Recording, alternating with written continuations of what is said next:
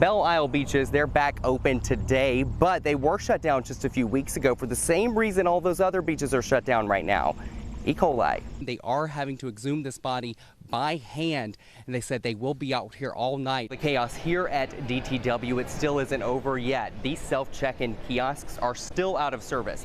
You can also see multiple blue screens of death here that were seen at airports across the world this morning. Experts say that most people actually give up on their resolutions in about 2 weeks, but if you can make it 3 weeks, you're most likely to take that resolution throughout the year. We've been watching voters come and drop their ballots at the official election drop box for the city of St. Clair Shores. One woman actually walked up to us and she said she promises she's only voting once. 4.5 hours after that shooting took place, investigators, they still have this section of Ray Road in Oxford blocked off. At times, that stolen BMW X5 was going 120 miles per hour. That's according to the speedometer seen in that dash cam video.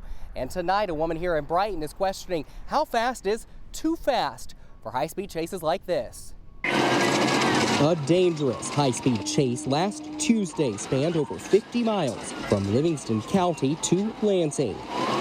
Dash camera footage shows what Livingston County Sheriff's deputies say was a gun being tossed out by the suspect onto Interstate 96. It also shows that stolen BMW X5 crashing into several vehicles as they led police on that chase that at some points hit 120 miles per hour. That seems really dangerous and scary. Angela Precht says that she was out running errands on the same day, driving down those same streets in Brighton. Seeing the intersection that way, the stoplights where it are, the houses that I go by, it just feels like it hits really close to home. It also makes Precht wonder, where does the line get drawn when it comes to keeping people safe and pursuing criminals?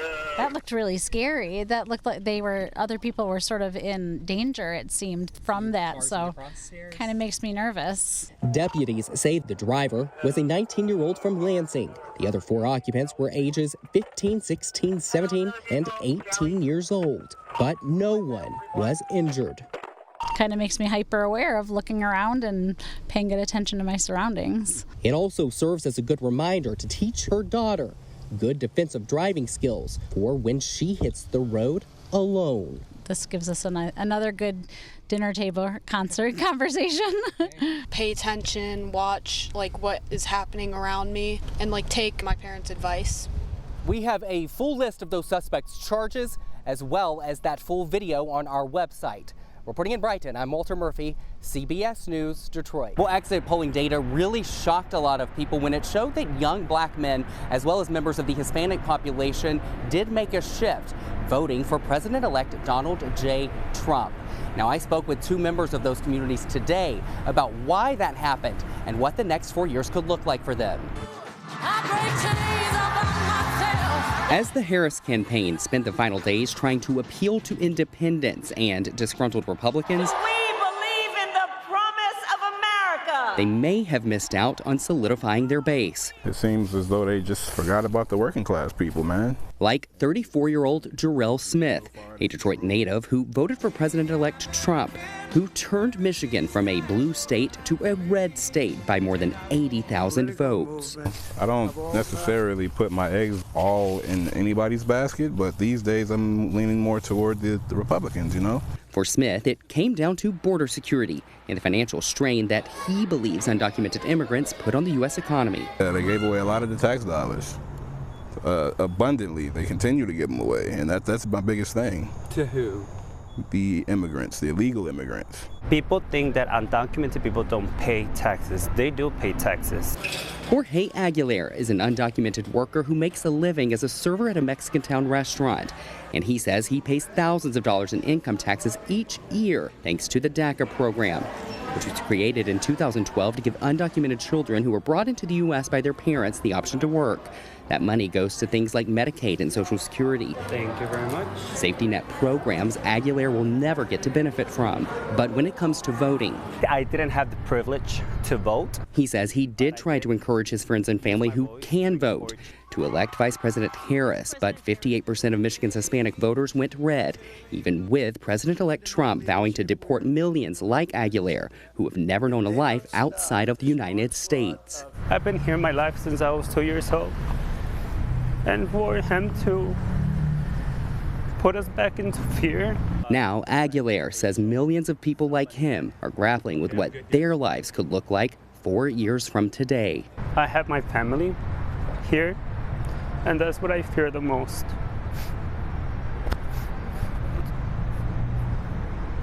To be separated from my family. President-elect Trump has been a hardliner on immigration since he started his first White House run in 2015. And on this last campaign trail, he made promises to deport up to 13 million undocumented immigrants. Reporting in Mexican Town, Walter Murphy, CBS News, Detroit. Darnell Davis has had a lot of success in the hair care business as he's worked with some of the biggest names in Hollywood. But it's something that he says that he owes all to his roots based right here in Detroit. What up, though? Darnell Davis is at the top of his game. My work is a wig maker, but I like to use the phrase a wig engineer. And he's engineered beautiful pieces for some of entertainment's top stars, like Tamar Braxton, Lil Nas X, Mariah Carey, and Niecy Nash, just to name a few. But his crowning achievement was when he started working for Queen Bee. He trusted Davis to create looks for not one, but 2 of her world tours. I have to say that working with her has been like one of those moments where I'm just like, I gotta pinch myself. Davis's obsession with hair started a little mischievously when he would style and cut the hair of his sister's Barbie dolls. I was doing a lot to these Barbies. But his aunt quickly redirected him away from the dolls and gave Davis his first mannequin head, which was meant to be messed with. This is where you used to walk in these doors 5 days a week. Yeah. As a teenager, his passion started to take shape here at University Preparatory Academy, where internships were part of the curriculum. I was trying stuff every couple of months. I was like, oh, I want to try this internship. I want to try that. But I always came back to hair. He just sat there and stared and stared and stared and looked and looked and looked. Jacqueline Robinson remembering the day that Davis's journey led him to her salon in Southfield and the rare promise that he showed on his very first day. He had the drive. He's so inquisitive. He's always seeking knowledge. He loves to learn. That self-drive was built in this building. I just tell you that consistently because you have to put kids in an environment where they can soar and be free. And for me, that was this. Davis now lives in Los Angeles, but he says that his heart and determination will always be right here in Detroit. I don't realize until I come back here how much of Detroit I've actually taken with me. It's not just for me. I love being successful, but like, what can I do with success when I'm dead? I can't. And it's so important to make sure that there's another you coming after. Yeah, there's another me coming, and that me can be right here in this building, right? I'm Walter Murphy, CBS News, Detroit.